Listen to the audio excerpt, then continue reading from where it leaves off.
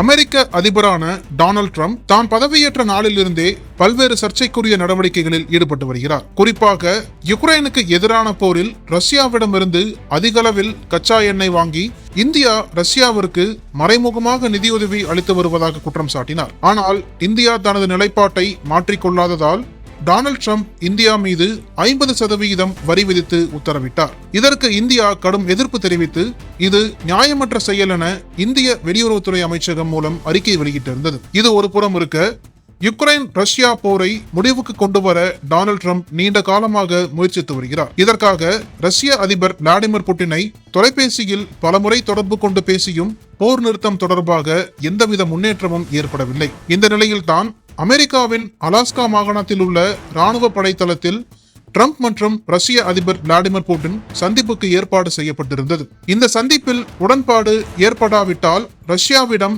கச்சா எண்ணெய் வாங்கும் இந்தியா மீது கூடுதல் வரி விதிக்கப்படும் என அமெரிக்கா கூறியிருந்தது. அதன்படி கடந்த 15ஆம் தேதி அமெரிக்காவுக்கு சென்ற விளாடிமிர் புட்டினை டொனால்ட் ட்ரம்ப் ராணுவ தளத்தில் வைத்து கைகுலுக்கி வரவேற்றார். அப்போது ரஷ்யா யுக்ரைன் போர் நிறுத்தம் தொடர்பாக இரு நாட்டு தலைவர்களும் ரகசிய அறையில் விவாதித்தனர்.